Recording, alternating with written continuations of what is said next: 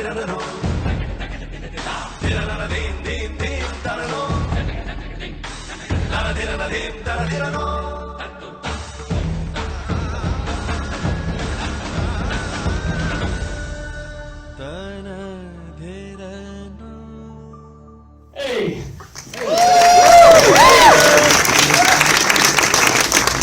Well, first of all, thank you to everyone for being here today to support 15 Years Later, my friend Ben's movie, The Asher. You'll hear from him in a moment. And thank you to IPLA for your dedication and commitment to South Asian artists and filmmakers. We appreciate it. Directing 15 Years Later has been a long-standing goal of mine, and it couldn't have been possible without my very generous and talented crew. We're here tonight. Producers Natasha Rivera, Michael Steger, James Cole, and Tracy Mulholland. First AD, Wes Middleton, and the awesome DP, Yoni Goldberg, and his parents. Editor, Meredith Summers, production designer, Emily Baker, and composer, Samar Chakrabarti. The movie stars Matt McGorry, Rachel Brosnahan, and Tracy Mulholland. Thank you guys for lending your talent to this project. Racially motivated crime against people of South Asian, Sikh, Arab, and Muslim descent has grown significantly during Trump's presidency, as we all know. And events like the ones portrayed in 15 Years Later are not isolated. They affect lives and deteriorate communities every day, and I made this film to convey an issue that we all know to be largely ignored and unreported. We hope it promotes a discussion about racial justice in our law enforcement, but beyond that, shines a light on the difficulty our communities face in today's world, a world where it takes way more than the truth to hold powerful people accountable. So thank you again for being here today to support us. We are grateful for your time and your spirit, and enjoy 15 Years Later.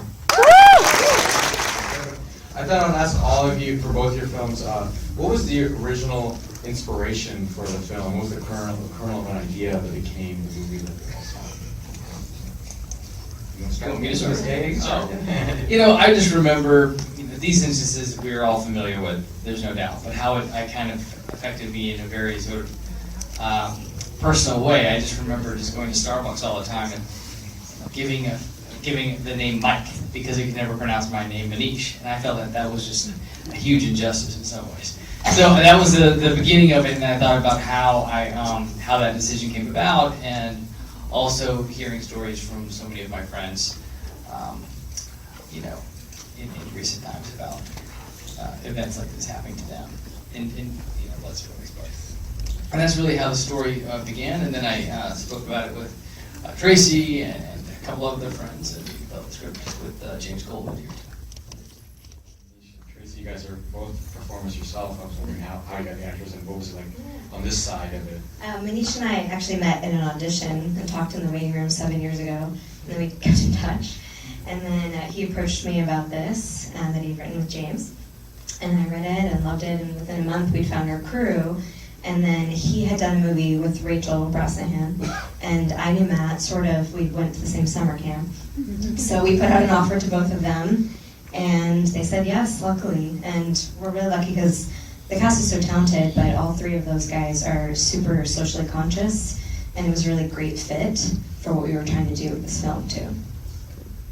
Well, I'd like to, I know that people are going to have questions. I want to open up to the audience. If you just raise your hand, I can call on you. Yes, please, right here. I have a question for Manish. What were some of the challenges of directing yourself, and how were you able to overcome those? That's a great question. You know, this was the first time I've ever directed anything. I think the challenges were to really understand when to put your acting hat on and when to put the directing hat on. I think prepping the shots very thoroughly beforehand was very helpful. I was able to really understand the scenes and the construction of the scenes and everything before shooting them. So we would all sort of powwow before we shot, understood each shot, how we were going to shoot it, especially the 360 stuff in the fight. That was all very choreographed before we went in and before I was taking out the directing hat and going in to play Sam.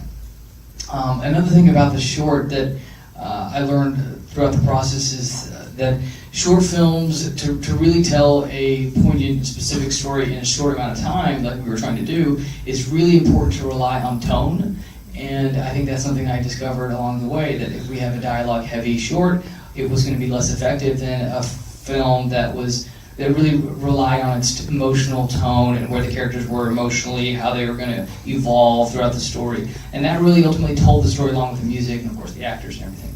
But that was something that I learned along the way. So stripping away all the dialogue was very useful. And so those are the two things that I learned. And yeah, I think, I guess I'd also say that just talking about the mood of every scene with the actors and seeing where their head was at and what these scenes meant to them was pretty fascinating, because as an actor, I'm usually having that discussion with my director. So to be on the other end of it was compelling. It was really interesting to see how many perspectives there are on so many different, on the scenes that we built together. What was the whole journey making the film? What was the most surprising thing that you did not expect that would come up in terms of production or post or whatever?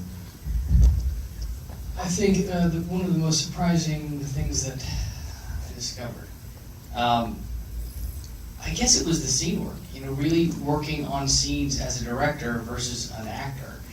For me, it was the first time I've ever done anything like that. So really understanding, deconstructing it in a way where you're telling a story, you're telling a narrative, each scene is moving the story along, but understanding how it fits into the formula of the movie and how it's built, and how a movie is ultimately all the pieces putting together, all the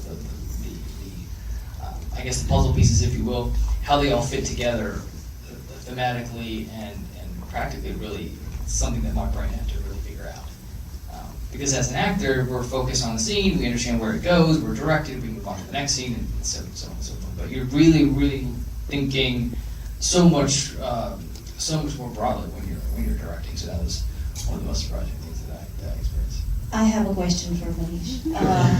Firstly, I absolutely love the film, and That's huge coming from Guneet. it was really stunning and very well put together. I wanted to ask you what's coming up next. Like, are you looking at directing more? To direct again? Absolutely, I would love it. I would really love it. It's been a long goal of mine to direct something. The only reason this thing got made was because of all of the favors and the generous crew that was behind it.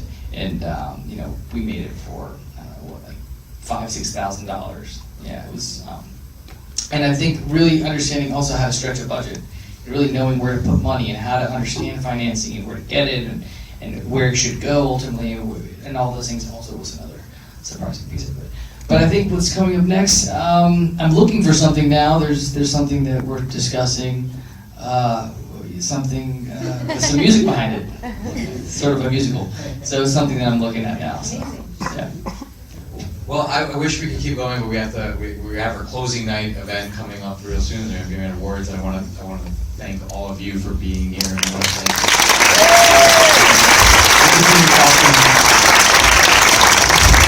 Thank you so much for coming out, you guys. Thank This you is guys. awesome. It really means a lot. Please vote for both the films. Please vote.